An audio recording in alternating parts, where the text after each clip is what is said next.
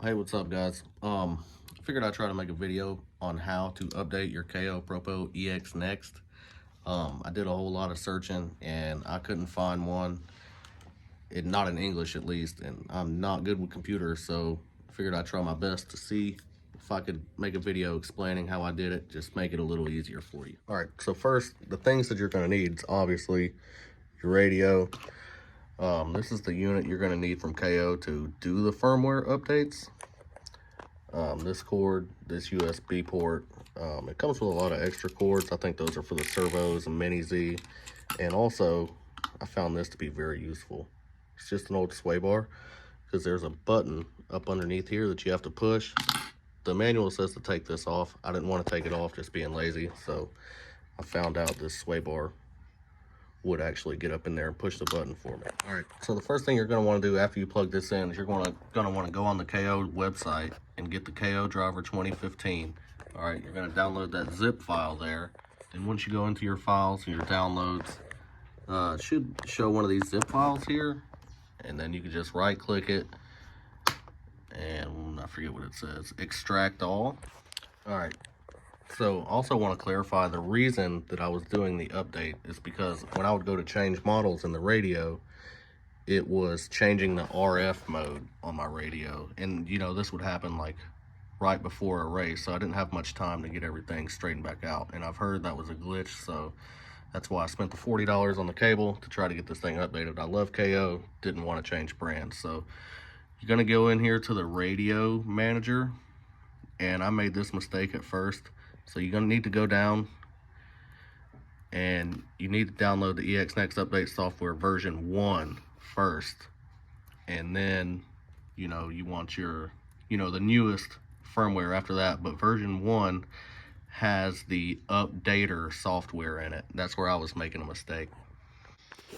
All right, and so once you get all these manuals and the 2015 driver downloaded, it will come with instructions on there, but I just kind of wanted something that would just help me out a little bit more. Like I said, I'm not good with computers, so it will explain in detail how to get the driver updated and working. And this is the updater version 1, so you're gonna need this. And when you get it pulled up, this is what it looks like here. So you have that hooked up.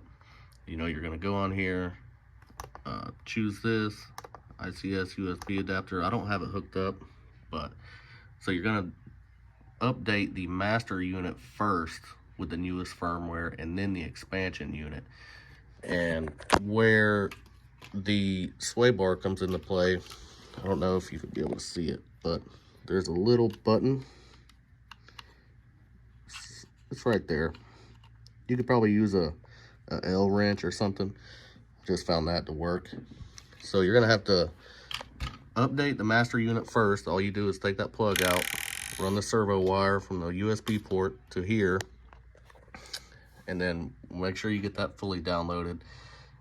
Then after you get that done, it'll say it's done on the screen here. It won't say it's finished on the radio, but it will say it on here. And then when you go to do the expansion unit, that's when you're gonna have to use something to push that button, or just get a 1.5 millimeter, loosen that screw and pull it out.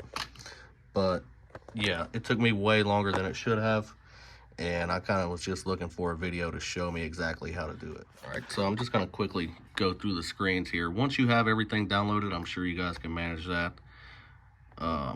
Master unit, it's gonna tell you, do all this, blah, blah, blah.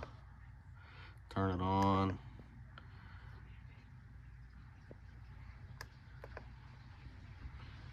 Then you can go on browse, and my computer is really slow, but you'll know when you look in your downloaded files tab. Once you've extracted everything, it should be pretty easy to find here. Yeah, see, everything's already extracted, so it will be in there somewhere for the master unit, and then you have the expansion unit. So it's basically the same thing for both units on the radio. You would just have to push that little button for the expansion unit. So yeah, now when you turn it on, you see version 2, 2.00.01. and hopefully it'll stop changing my frequency mode or my RF mode whenever I go to change models. But I know it probably wasn't the best video, but just try my best. Thanks, guys.